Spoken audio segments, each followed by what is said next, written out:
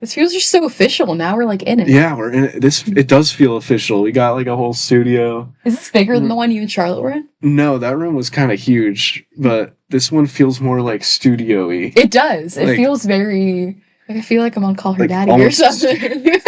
I was gonna say it feels kind of sterile, but yeah. Welcome back to the Pulp Diction podcast. I'm your host Dylan Gibson. Who am I here with? I'm here. Can't even talk. I'm Sarah. Hi. All right. How are you doing today, Sarah? I'm good. How are you doing? I'm just lovely, despite all the rain and everything. It's really raining outside today. It's like, miserable. actually awful. All right, and I'm going to try to hurry this along because we're on a limited time frame with this space. You might have more notes than I do. Maybe. And wait, how many do you wait? I don't know. Okay, it's like roughly the same. We're both English majors. So we have a lot to say. Of course. And what do we have a lot to say about? What are we discussing? Okay, I want to talk about romanticizing high school. Oh, okay. Well, and, like, what poem are we discussing? Sorry. You need to be introducing stuff. I'm like, we're talking about The Perks of Being a Wallflower. Yes, released, I believe, 2012. 2012. Directed by Steven Chbosky. Yes, who also wrote the book. Which I haven't. Okay, actually, story time. Okay. I tried reading the book in middle school, but it was just very like. I don't know, mature content. And so at 13, I was like, I don't know what any of this is. So I didn't finish it. But I watched the movie in high school, and I've seen it like 3 times. Yeah. Okay, this was my second time watching. And yeah, Did you watch it with... Oh, you watched it with Maggie. Last night I watched it with Maggie. Okay. First time I watched it alone, I think. I think I did too. But this time I watched it with my roommates, and it was a very different experience. Because we were like yelling at the TV. Oh, yeah. We were like, stop making bad... They had, but it had been a very long time. Okay. So I remembered... Can I spoil stuff here? Or are we gonna not? We you know what, screw it. We can we can get into spoilers in a little bit. In a little bit. I remember kind of the revelation subplot at the end, and they did not remember so different. It feels so different on the rewatch. Yes, so many moments feel completely different. It's just recontextualized, and it's just icky. It makes you feel because icky. I feel like we romanticized so much about like everything they were talking about, and then I was like, oh. Like, not every aspect of this feels like it should be glossed over. Yes. 100%. You know? Yeah. It's so interesting. And, I mean... But I liked it. What would you give... I almost letterboxed it. I knew I was doing this with you. What would you give it out of 5 stars? The first time I gave it a 4.5. A 4.5 is pretty high. Yeah. Wow. This time it was a 4. I don't know exactly why I took away the half. I don't know. Because it felt icky? Maybe it was the ickiness, but...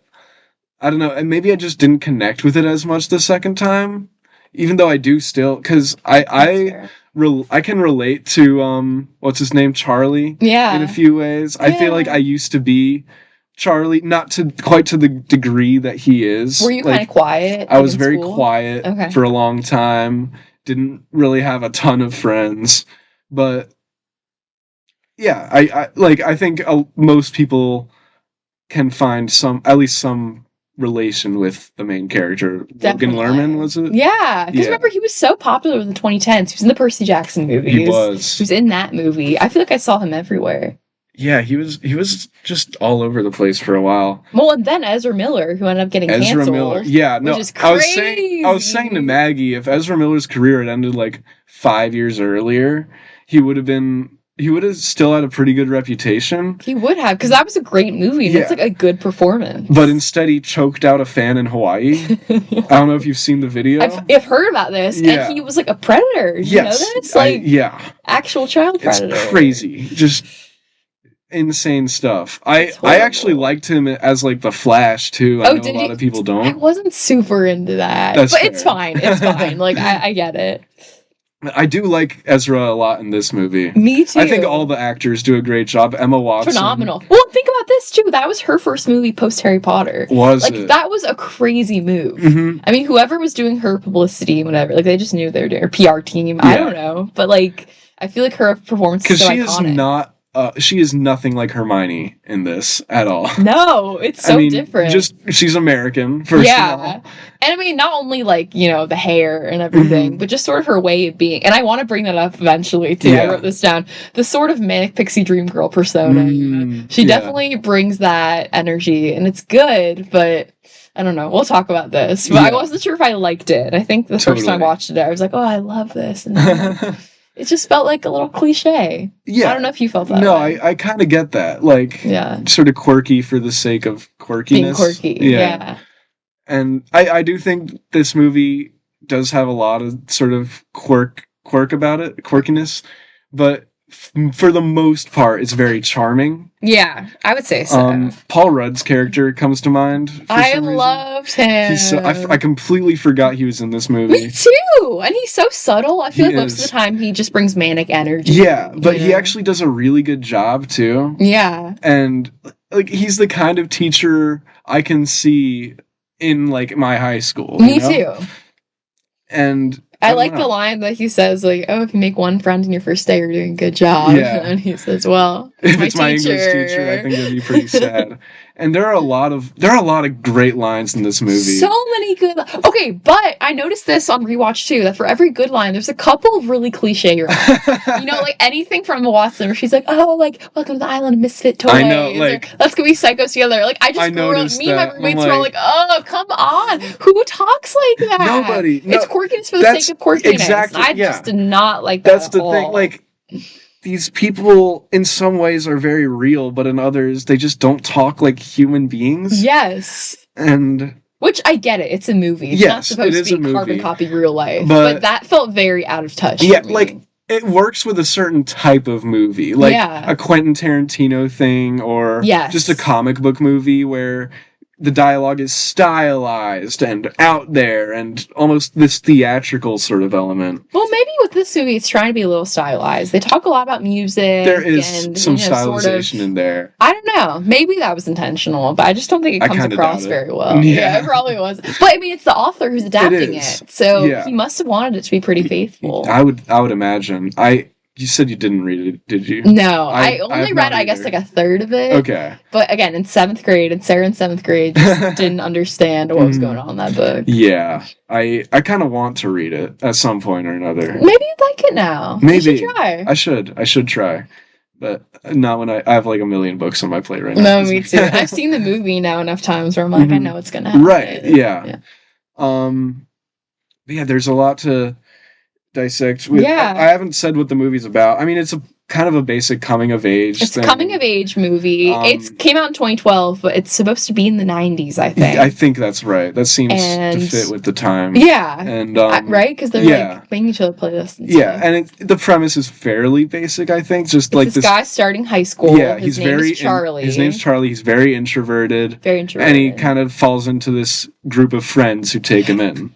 I also want to talk about that eventually, because they're all seniors. So once they graduate, what's supposed to happen to Charlie? Brutal. That made me sad. Yeah. But they kind of like adopt him, and it's very sweet. And then the movie's just about like his entire high school, or his entire freshman year of high school, from September to May. And so, I don't know. A lot to unpack. There is a lot to unpack. You do point first. I have a couple points. Yeah, let's see. The first thing I really noticed was the opening credits were just lights passing by, sort of, we're watching them go away off into the distance.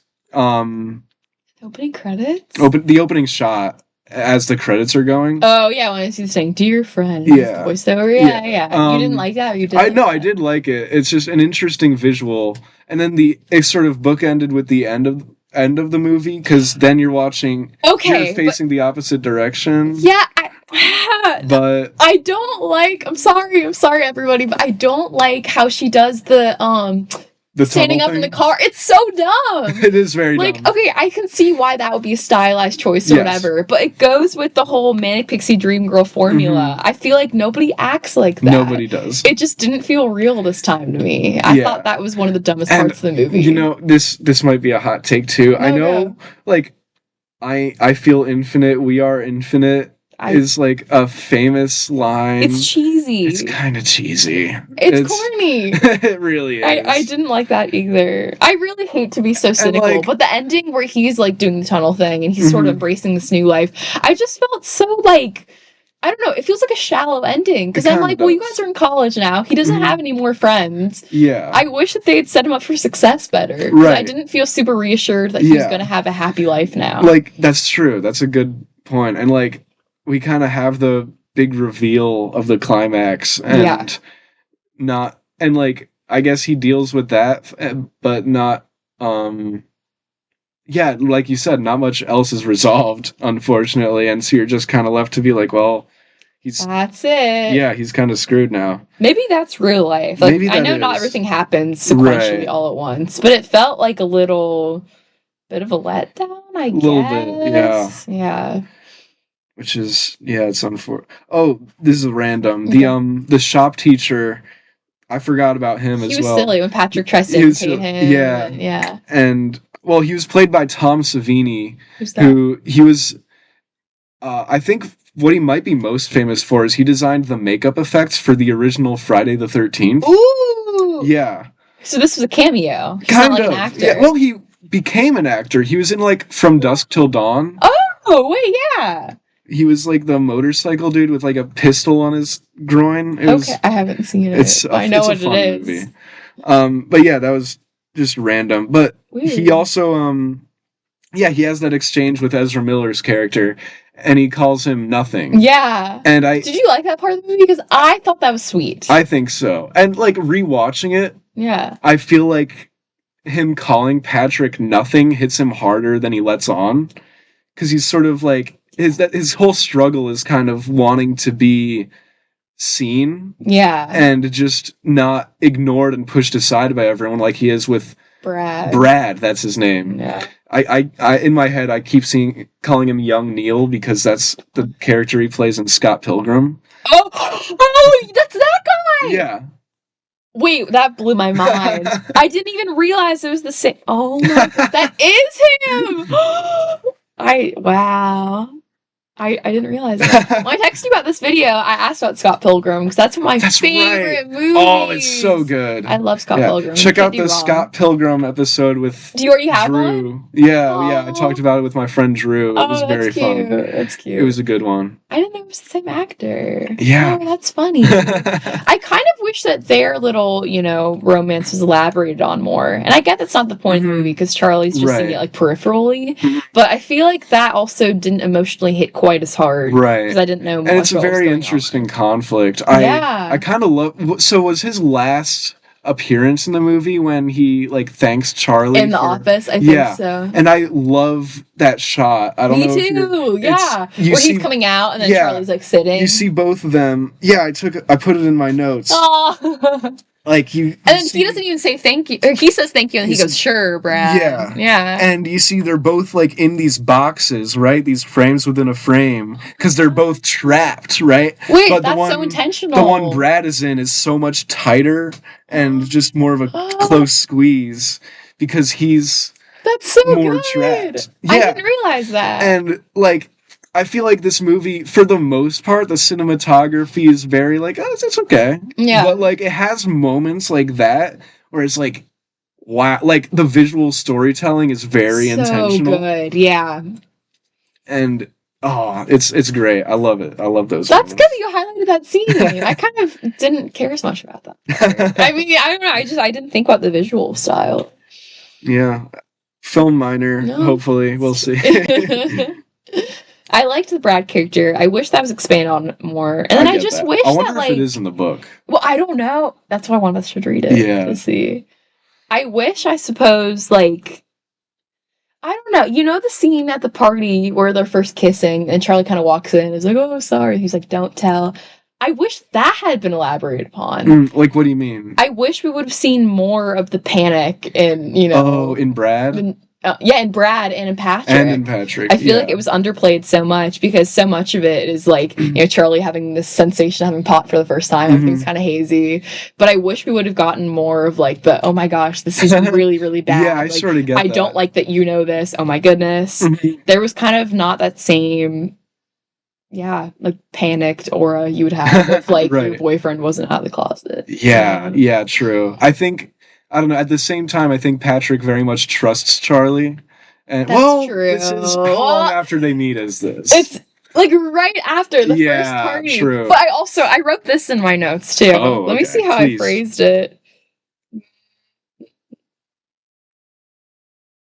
which you mentioned Charlie getting high. I think that's like I like that. It's very funny, but also it's very real.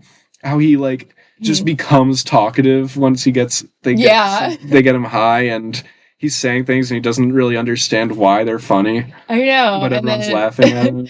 But, like, when he was actually doing it, I don't know, my roommate was like, what he's saying isn't even that funny. And I was like, that's not the point. That's not the point. Yeah. I just put, kind of in relation to that scene, and also just, like, the football game itself, when, like, Patrick and Sam's team. That's right. I said that these friendships are problematic. Sam and Patrick don't even understand the extent of Charlie's duress. They don't always treat him super nicely. They're letting him pay for dinner. Remember, afterwards, like, saying, thanks for letting him pay. Sam leads him on the entire movie, and they don't allow him to expand his horizons. All of his new friends are seniors. What is he supposed to do for the following year? Yeah. I just didn't they like kind that. of are, like, sort of toxic in that way. They are. They take advantage of him. I understand that the whole, little scene of, oh, thanks for paying, and they drive off, and it's supposed to be about him, like, sort of growing and learning about friendships and whatever, but I think that's sort of the wrong takeaway. The right takeaway should be, senior friends shouldn't treat me that way. Yeah. Because they have power over him. It's power They do. play. It is. They're so much older, and they know what's good behavior and what's bad behavior. And I feel like that's my problem with the Sam character. She leads him on the entire movie, and that's just such poor behavior. It is. Why would you ever be friends with somebody like that? Yeah. Drop her. or just don't have romantic feelings towards her. And I know you can't turn that off. Oh my gosh. Dude, but, like, did that annoy you? Because that annoyed me this time around. I feel like it kind of did. I couldn't quite put my finger on what it was. Yeah. I think you hit the nail on the head. Like, what was rubbing me the wrong way? Yeah. You said earlier that you felt icky by it. Yeah, well, is that kind of what you meant? I was talking about, like, the climax. Yeah. Like, should we just say it? Should we just get... Yeah, let's reveal it. All this, like, every mention and flashback to Aunt Helen just feels so gross. It's... so horrible. Because not only did she do horrible things to him in his childhood, but she died getting his birthday present. Yeah. Which makes it just hit all the more hard. Because, I mean, that's the type of thing that takes years and years of therapy to do, like, undo. And he hasn't had that yet. And his best friend commits suicide. We find out at the beginning of the movie. And it's like a throwaway... Not throwaway a lot. He says it... No, kind of. I mean, it's not treated super seriously. He says it when he's drunk, and Sam? No, it's when he's high, and she's making him the milkshake. She's making him a milkshake. He just says, he shot himself last year. And then her look, too. She just, like, great acting by Emma Watson. So good. And her little whisper to Patrick. Yeah, I don't think he has any friends. It's so sad. It's so sad. It's so sad. But, I mean, that's what makes just their whole dynamic feel so unbalanced to me, is that they have this obvious, like, emotional power over him, and they don't really try to, like, help him. And I believe that they believe they're doing the right thing. Me too. I do believe that. They think they're doing right, but they're still 18-year-old fuck-up kids, you know? Like, they don't know what they're doing. Exactly. And we were thinking about this with my roommates, like, at the beginning of the movie, he's probably 14 if he's starting high school. Yeah. So the fact that there even is this attraction with Emma Watson, and I'm sorry, I know that in high school, like, things get murky, but, like, she's 17, he's 14. Yeah. That feels a little inappropriate. Can you imagine if, like, a senior guy had done this with a freshman girl? We would be saying, oh, he's such a predator. He's so creepy. But now that the roles are reversed, I think we will just, like, romanticize it and let it go. They kind of do, yeah. But I did not like that part. Like, and I just don't like that she leads him on the entire movie. She really saying does. things like, like, your first kiss should be someone that loves you. Well, she's actively dating this other guy. If that happened in real life, like, Dylan, that's horrible. That's terrible. I know. Oh, the truth or dare scene, dude. We died. Me and the roommates, we died. So bad. It's so bad. That was the one part I told you both my friends hadn't seen in a really long time. My one friend was like, oh, she knew it was coming. I know. It's so cringe. It is. What do you think of that girl that he dates for hot Mary minute? Elizabeth? Yes. Also in Scott Pilgrim. Yes, and in The Duff. And I don't know if you've seen that. I've not. She was Arrested Development. She was. Yes, that's right. I think so. Yeah, Anne. What else was she in? It says Anne on the nose on Plain She's Space. been in kind of a lot. What's that actress's name? Oh, I can't remember. May Whitman.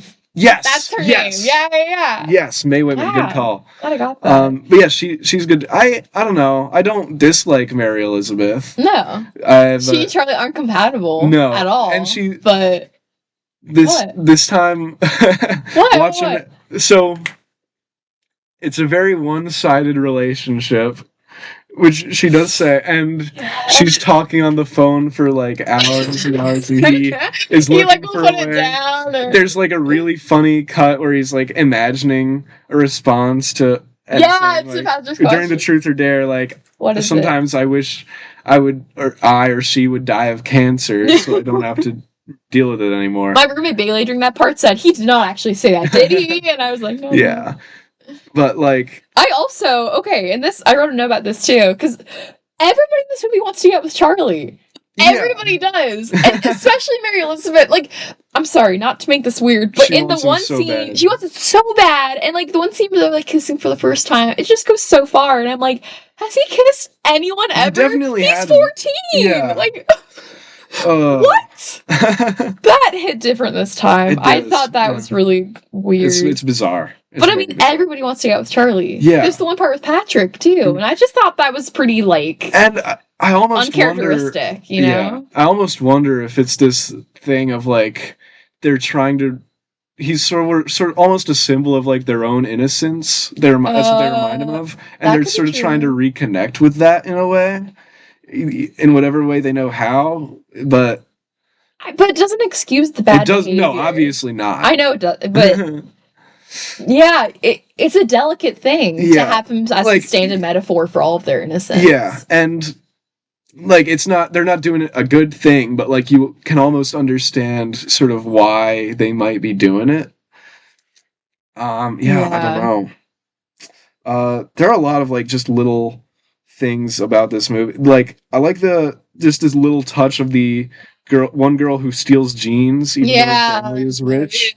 Just all these like weird fucked up kids in this group, but they do a good job with that. Yeah. I do like the one stoner guy, one stoner guy who like gets again very predatory. He just gets Charlie high. What is with these people? It does feel predatory, doesn't it? It is. It does. He's 14. That makes it so weird. It's so messed up. And I like the ones with the sister too. Those were some of my favorite. They were very sweet. Well, not sweet. What's the right word? They were pretty effective. They were very effective, yeah. Especially when, can I spoil this with the boyfriend? Please. When the boyfriend hits the sister, Charlie sees it and reacts very sensitively. And we find out later, I mean, he was abused in his childhood, and so of course he reacts to that. But like the fact he sees it and is like, hey sister, that and then do you remember what she says? She's like, oh, why egged him on? Like, oh yeah, and excuses it, and he's like, no. End of the movie, like they even said that she has a new boyfriend, and like that's kind of sweet. That's good, yeah. Like she's kind of got her own thing going on most of the movie. Yeah, that we're not really privy to. Right, and that's kind of cool. Like, but she's the one that picks the phone, or Charlie calls her exactly. When he's having his breakdown. Yeah, yeah. Like she's kind of got her own story going, but she drops that to help Charlie. Yeah, which is really sweet. It's a very sisterly thing to do. No, I find it kind of nice because I think a lot of movies, I don't know, when something like that happens, you want one of the main characters to be the one to help. Yeah, but she's not even a main character. She's very much a minor character, and like she's the one that can actually help him, and not not Patrick, not Sam. Just what does that say about their friendship? Yeah, you know, of course he doesn't call them. Which. He wants to impress them so badly. He like puts in this facade, sort of like they do for him in a way. Yeah, they totally do. And that goes with Rocky Horror bit too. Let's talk about the Rocky Horror. I love the allusions to Rocky Horror. So good. Because I mean, I don't know. I'm sure this is the same for you. The first time I ever even like knew what Rocky Horror was through this movie. Oh, really? Yeah. I'd seen Rocky Horror before. Oh, you had? Okay, yeah. I hadn't watched it. So yeah, I got the references and everything. I think they did such a good job with that. They did. Because Steven Chbosky, is that his name? Sure. Author Steven, actually like did that stuff in high school. Like he was part of Rocky with his friend. That makes sense. And I think that's why he put it in. Because it's this sort of stuff like you would only really know, I feel, if you actually were into having worked with it or been into it, and which we almost did, but that's story time for another day. Did you end up I did officially end it, yes. I'm proud of you. Thank you. I don't know, maybe we'll go into story time if we have time later. But no, but the theatrical element, this is a thought I'm having just in the moment right now. But maybe that's why there's so much of this, like, him putting on a facade for them, them putting on a facade for him. There's this theatrical, like, backdrop, kind of. And I feel like the Patrick being Frankenfurter just makes a lot of sense. Yes, it totally does.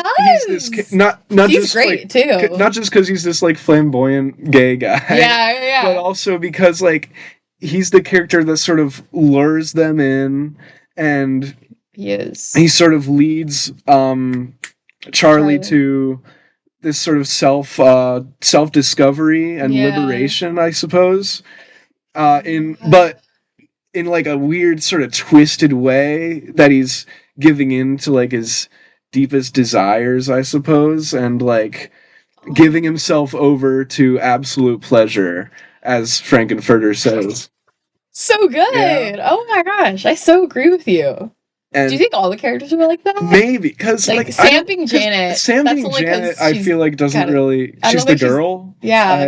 She's not really a slut. No, she used to be. That's true. Okay, what did you think of that part too? There's one line that Charlie says. My roommate laughed at this, and I thought it was kind of sweet. But he was like, "She's a reputation, but I don't care." You know? My roommate was like, "That's the dumbest thing ever." And I was like, like, it shows Charlie's character. He doesn't care. He's a nice guy. I mean, it is a tad I feel like it's hard not to care. Like, it is hard not to care. I think that's. But how could he? This is the other thing. How could he care? Because he has absolutely no experience, and then she's herself. And like when they have their kiss, like not the first kiss, but like the real kiss. Yeah. That just definitely grossed me out too, because I was like, I just can't even imagine like. Either way, if you're the less experienced one or if you're the more experienced one, there's such an imbalance here. And she clearly is just so much more, she's so much more aware of what's going on in the situation than he is. And that just made me upset watching it. I was like, this feels like something I shouldn't be watching. Right. And it's so like reputation. Yeah, I feel like a lot of guys will sort of like see someone with a reputation like that, or just look past all their very obvious flaws if they're just horrendously down bad for a girl. No, and I'm not saying that we should all be like, oh, they're the worst, but I mean, like, you need to be realistic. You gotta be realistic, or at the very least, sort of acknowledge. Maybe that's what's making me mad, is that Charlie doesn't acknowledge these things that are in front of him, right? Because he's so idealistic in all the things, like how they don't acknowledge that the song is "Heroes" by David Bowie. It's so bad. I hate it. Actually enraged me, and the girls were looking at me like, "Come on, dude, you're the only one." Yes, dude, Maggie was looking at me like I'm insane. And I literally was like, how could you not identify Heroes by David Bowie? That's like the most famous song by David Bowie. Like, what are you talking about? It's infuriating. That also, I'm glad that you got mad about that too, because oh my gosh, that was crazy. Actual rage bait. It's actually, because like they don't come on Eileen is like, what the hell? Don't tell me you don't come on Eileen, but not Heroes. Which they come on Eileen. That was a great moment. I love that moment so when they do the dance. Like, and it's he starts walking up, like sort of synced with the slow build up. It's so good, and then when they do the little circle and turn on, like, it's adorable. It's an iconic scene. It's iconic. It might be the most famous scene in the movie. I would say so. Yeah. It's probably my favorite use of music in the movie. It's really good. The movie does have a good soundtrack. It does.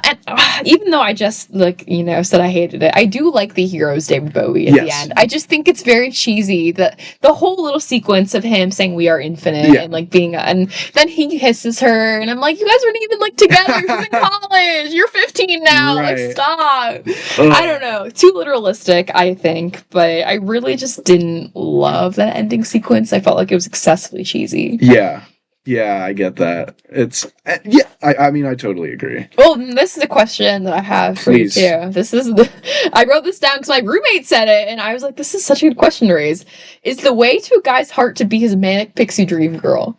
Because when we were watching it, we were all just so stunned by the fact that Emma Watson gets away with all this shit. And, like, he looks past it because he wants to. And then we're like, well, do real people actually think that way? I don't know. What do you think? I was thinking about it a lot this weekend. That's a very good question. I wouldn't say I have, like, the most experience in the world. But I would say a manic pixie dream girl is sort of a band-aid solution to loneliness. Like, it's gonna be exciting and cool and fun for a little while, but, like, it's not a good or healthy permanent solution, I suppose. And no, that's very similar to what I thought too. Yeah, okay. It felt like a band-aid for what he was feeling, especially because he has this array of other problems he's dealing with. And I just don't think that Sam is exactly like the most suitable friend to help him out. Yeah. And it goes back to that beginning scene where they say, "Thanks for paying," and drive off. I feel like, I don't know, like, how much did they actually all grow together? Yeah. Do you know what I mean? I feel like at the end of the movie, I could see that exact same thing happening. And then he would cast it off as, "Oh, she's imperfect, but I love her anyway." Right. I don't think they really get a lot from each other in that regard. She takes from him and he takes from her. And that's not a relationship. But, and like, I don't know that the movie is, I mean, the ending feels so optimistic. I know! Like, but how much is really solved? What you're just saying. Yeah. So, like, it's definitely portrayed as a positive thing, but I don't think it is a positive thing. I don't either. That's what I was left with, which is why I would definitely give it, like, 3.5 stars. Right, which I don't think is crazy. Like, but if you had asked me when I was like 16, I would have given it 5 stars. I loved this movie. I kind of agree. Yeah. Like, parts of this movie are amazing. So good. All the music is amazing. All the music. I love the soundtrack. Which is, the soundtrack's interesting because it's mostly like just songs. It's not. That was so profound. I don't think. Yeah. I mean, it's like the interview with Harry Styles. I love this movie because it feels like a movie. Okay. Do you know what I'm talking about? I think so. But, like, there's barely any of, like, a score. Like, you're right. It's mostly like, which I do love movies that do that. Well, when they do it right, like Dazed and Confused, American Graffiti, Napoleon Dynamite. Yeah. And I think this does a similar job, like, especially in how it sets the timestamp, sort of. Like, it's a soundtrack of the period, not just of the movie. Because you've got a lot of Smiths in there. Theoretically, this is what teenagers in the 90s would have listened to. It's what Stephen Chbosky was listening to.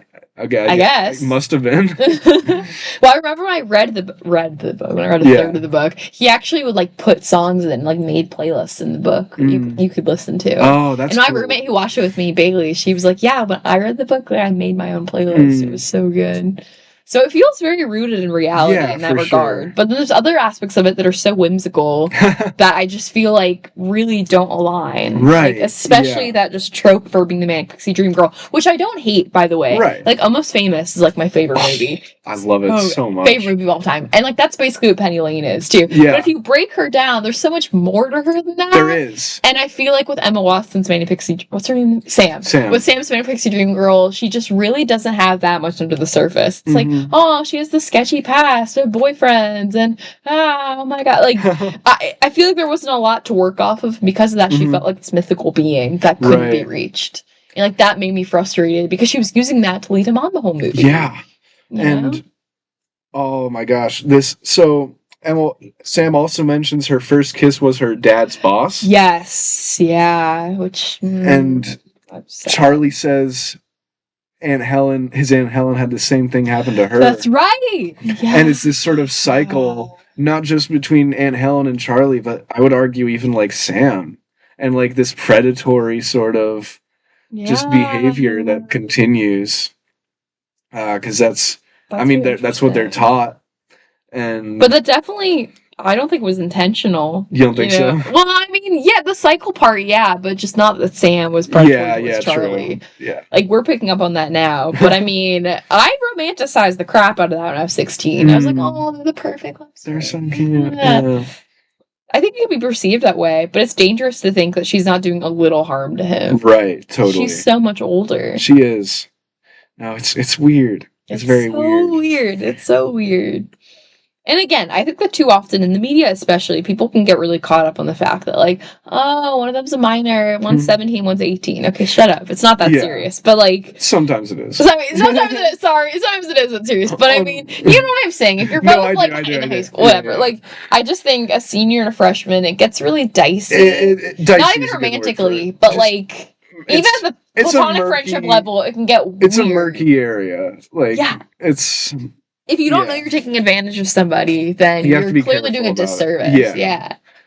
Yeah, like, I don't know. They're trying to be sort of his friends, but they're not super good mentors or anything. No. Man. He's the one helping her with SAT. And I get it, like, that's sort of the, friendship symbiotic. We help each other. But how much is she helping him or how much is she fucking him up? Because he's not going after anyone else romantically. Right. He only has her in his mind. And even when he dates Mary Elizabeth, he sleepwalks through it. Yeah, totally. Know? It's that, which it is it's funny, just some of the Mary Elizabeth stuff, even if it is like, I know. But, I feel like I cringed out a lot of the time. Yeah. Especially when, oh my god, when that one scene where he's doing the voiceover and talking about, like, what they do together. He's like, sometimes she just wants to make out all the time. And I was like, okay, like, that's to be gross. My lobster too buttery. My steak is too juicy. I was like, what does that mean? This man has never had his first kiss before. Like, I really hope that these women are not, like, preying on him. Yeah. Because, he also has this... They absolutely are! And, I mean, he has this just horrible, what's it called? Repressed memories with Aunt Helen that I feel like, I don't know, your first, like, kiss or whatever should be something real. And again, he's sleepwalking through the entire relationship with Mary Elizabeth and is, like, waiting for this one perfect moment with Emma Watson. And then it's like... She's going to college, dude. Like, she has her own life. And she's dating another guy for half the movie. Yeah, right. And there's sort of the thing with her. Why didn't you ever ask me out? I didn't want to be someone's crush. What did you think of that? I mean... I had a whole talk about that. It's supposed to be... Really? Yeah. Because I criticized it. Yeah, and what do you think? Well, no, you go first. I'm sorry. I'm interrupting you. No, I don't know what to think. I mean, like... I guess it's sort of showing she has her own agency, I guess, too, and her own thoughts and feelings. And I get, like, not wanting to be, like, she wants to be seen as herself and not the crush, the picture of herself that's been built up in Charlie's mind the whole movie. Yeah. Which is sort of the theme of everyone, like, wanting to be seen for who they are rather than what they've done, or that's just the images that people build up in their heads. But I don't know. What do you think? Well, no, I think that's true, and it doesn't make it any less true of the fact that, like, she spends kind of the whole movie, like, preying on him or whatever, but it does add perspective to it, and there's this sort of nuance of, like, well, is her claim entirely legitimate? I mean, yeah, she doesn't want to be viewed as his crush, but she spends the whole movie, like, parading around him and dancing in her little clothes and, like, doing the first kiss with him, but, like, oh, I have a boyfriend, but, like, I love you. Yeah. What? Tell me you're ridiculous. Not being, totally out there with it. I don't really she's love... She's kind of insane. She's kind of insane. I don't love the phrasing of, like, I don't want to be someone's crush. That's all you've been trying to be this entire freaking movie. So don't tell me that you didn't know what you were doing, because you absolutely did. That's a good point. Yeah. No, I feel like a lot of... I said this earlier, but, like, a lot of things in this movie, like, rubbed me the wrong way. And you're putting it into words. Like, I didn't really get why. Those were kind of my biggest problems with the movie. But I mean, there's also so much good to focus on too, like the music. And the writing is so witty. It is. I kind of forgot about that. Like, I just love how rapid fire. I love the dialogue. I love most of the dialogue. Me too. Like, there are cheesy lines and moments, but overall, but the way they interact with each other feels very real. It feels like this is a conversation I would have with my, like, high school friend group. Yeah, exactly. Or even nice. Like after the dare scene happens, and he pissed everybody off, Carrie's his Sam, when Patrick's with him outside and says, like, maybe don't come back for a while, and he says why, and he's like, well, there's history here. It doesn't involve you, but, like, Sam and Mary Elizabeth like fought over other guys, whatever. I don't know. Maybe it wasn't the phrasing of that so much as the feeling that felt true to me. It does. Because sometimes those conflicts can't be explained. Yeah. That's just how it is, in real life. Sometimes you don't get to see all the lore, I guess. You don't. And even though it's unfortunate that it happened, and again, I wish that they were a little more sensitive to the fact, but they didn't know everything that was going on with him, so I can't totally blame them. But I wish the friends had been a little more sensitive. But that moment in particular felt very real to me. I was ooh, that's good.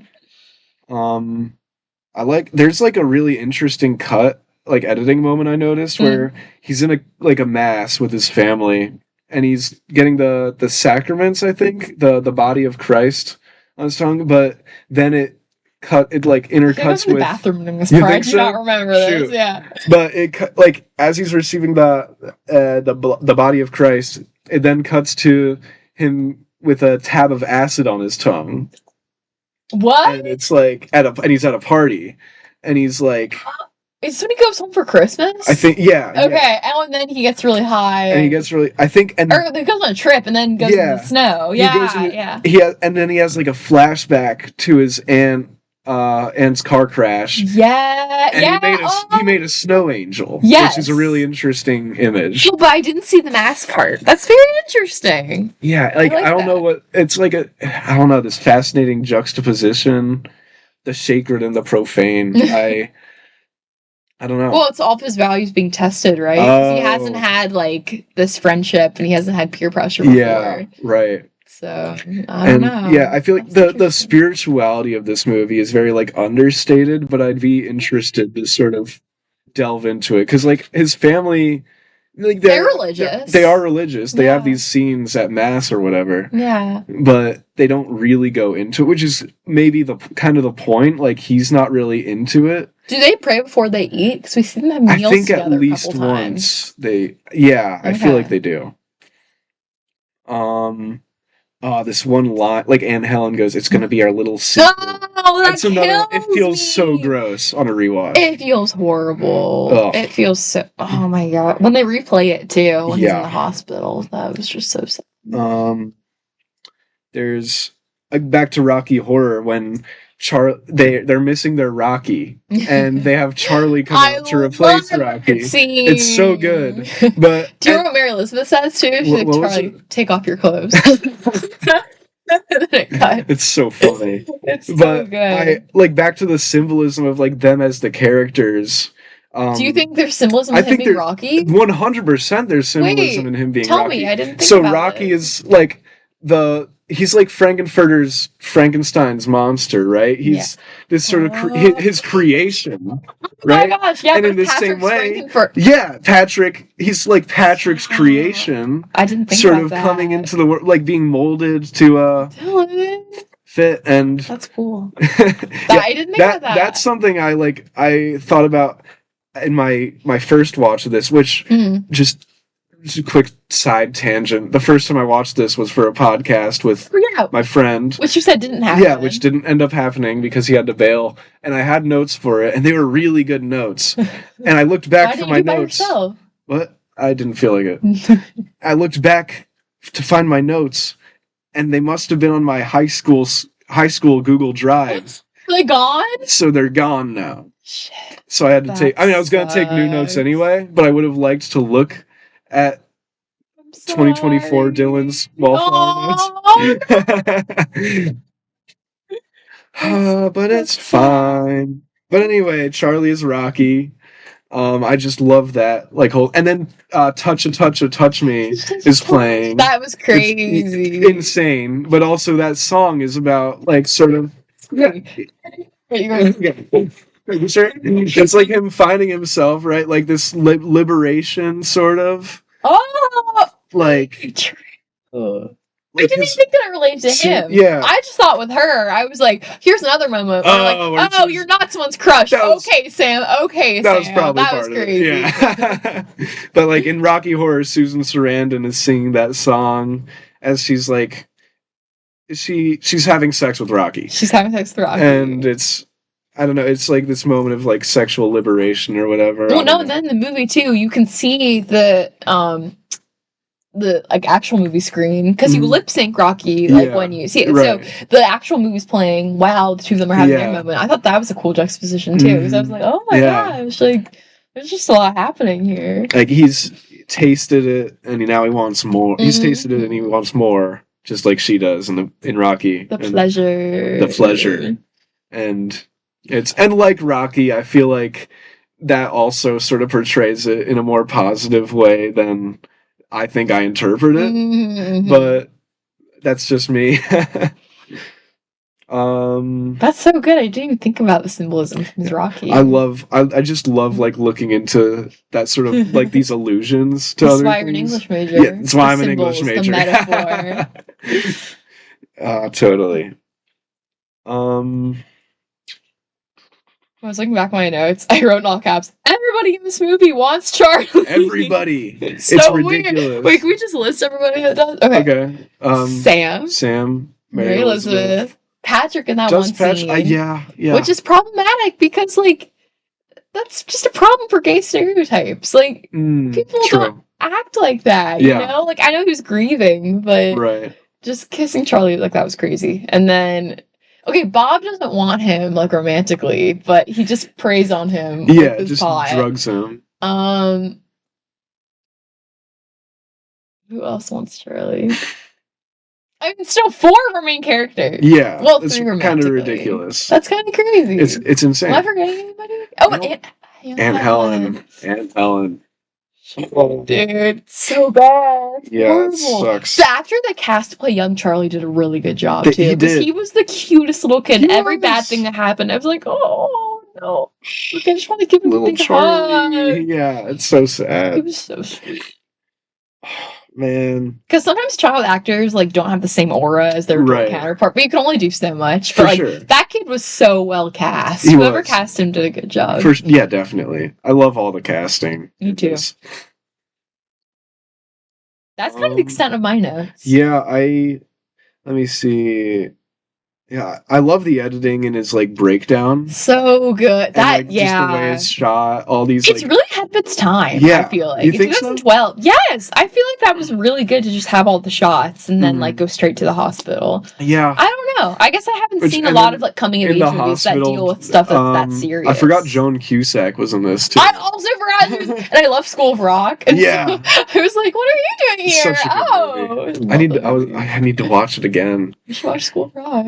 School Rock Night. Physician do School Rock Night. That would be so much fun. That's low-key one of my favorite movies. That's not ridiculous. It's so good. Yeah, I forgot she was in this too. She was great for the 5 seconds she was on screen. Oh, the part when like they finally tell his parents what happened. It's brutal. And it's horrible. Well, you don't even see the dialogue. Yeah. You just see the embrace, you know, because the mom feels so bad. I mean, imagine if that was you as a parent. Like, right. Like, was horrible. Did they ever say if the aunt was the mom's or dad's sister? Don't say. But I guess it's up to us to be like, well, you know, clearly that, I don't know, whatever perception they had of her death is now completely different. Yeah. No, it's terrible. I'm sure in the book they elaborate on that more. But I think in the movie that didn't need to be elaborated on. No, it didn't. Like, they did that very well. They elaborated on what they needed to elaborate on. And yeah, I'm happy with how it played out, mostly. Yeah, I've pretty much reached the end of my notes, too. Yeah. But final things I'm thinking about. Just the music. Now I want to go home and listen to the soundtrack. Yeah, because there's Come On. How do they not know Heroes? I'm sorry, I don't understand. Apparently in the book it was a different song, but like it's not better. Wait, well look it up. I need to look it up. Perks of being... True story. Last year when I came home from St. Andrews over Christmas, I was really craving, like, I just love that song, you know? I asked my brother, I was like, okay, we have to watch a movie that uses Heroes in the outro, because obviously, do we watch The Perks of Being a Wallflower or Jojo Rabbit? Because he's a boy, he was like, Jojo Rabbit. And I was like, well, I want to watch The Perks of Being a Wallflower. I mean, they're both really good. They're so good. And I did ask him, but I was, like, hoping he'd pick the other one. Yeah, right. It was Landslide by Fleetwood Mac. Ooh, which is also a good song. But also is not... There's no excuse for not... That's not really a tunnel song. Oh, yeah. Everyone also knows that song. Yeah. It's not like, an obscure song from Rumors or whatever. That's interesting. Yeah, I think I'm a big Fleetwood Mac fan. I don't know about you. I like them. I need to listen to them more. You should listen to the whole Rumors album. I have. Yeah, okay. It's really good. It's so good. Asleep by the Smiths was a good. No, it was a good pick. Yeah, I don't know. I like the soundtrack a lot. Wait, I'm gonna look it up. I want to see in order what all the songs are. Good idea. Do you have Spotify? I do.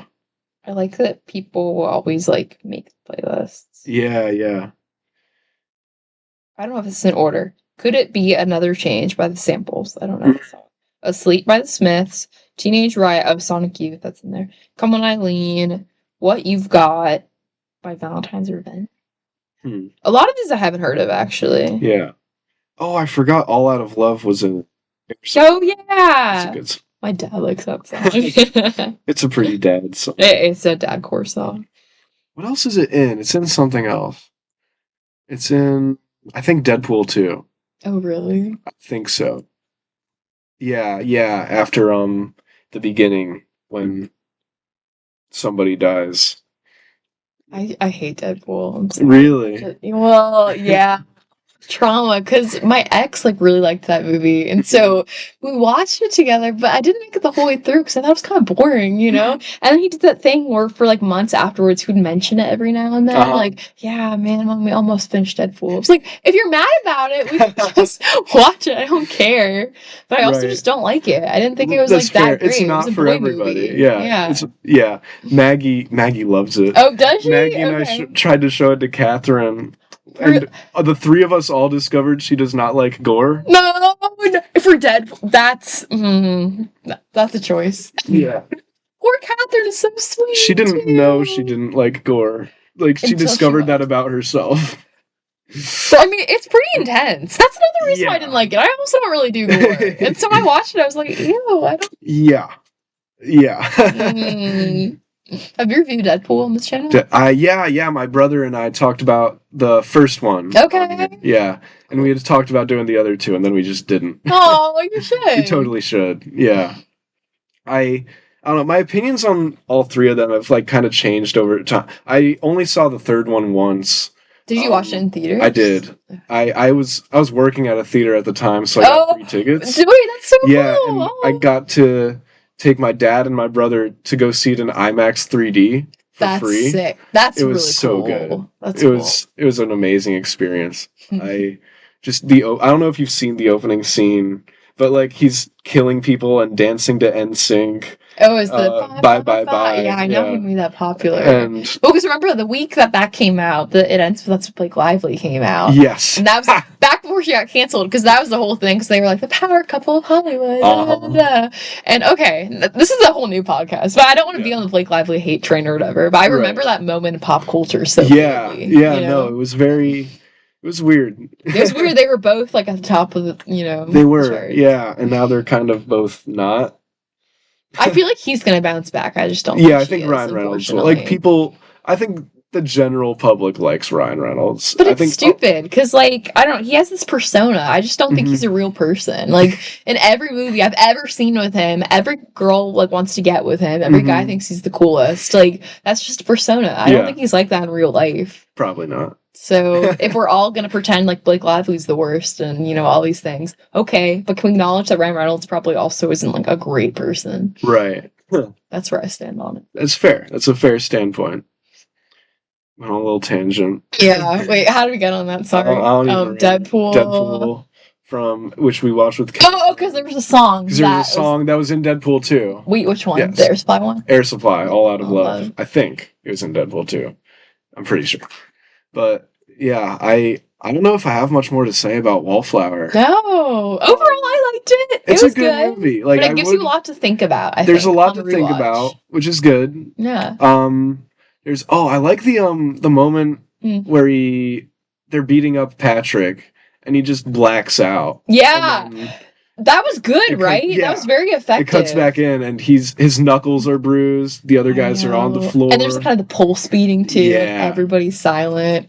That was a good moment. It was but really then it's followed by the horrendous line, "Come on, let's be psychos together," when like she kind of redeems him or whatever. I'm like, who wrote that? I'm sorry, but it's trying so hard to be. Steven did a bad job, because that's trying way too hard to be like super quirky, super like 2012 Tumblr. I don't know. That feels very of its time to like have these quirky characters. You can be quirky and be authentic. That felt very not real. I get that. Yeah. No, a lot. You can be quirky and be authentic. I like that. That's William and Mary. That's everybody that goes to school here. Oh, jeez. Okay. Yeah, now I think I'm out of things to say. I think I'm done too. Okay. Thank you for having me on. Thank you for coming on. Yeah, it was fun. You're not still nervous, are you? I still feel bad I fucked up the intro though, because I didn't even say what movie we were reviewing. No, don't worry about it. That's probably should be my responsibility, and I should have made it more clear. But thank you for listening and or watching to the pod. Like and subscribe on YouTube. How many subs do you have? I don't know. I haven't checked in a while. I subscribed. Did you? Yeah, Excellent. When I found out you had.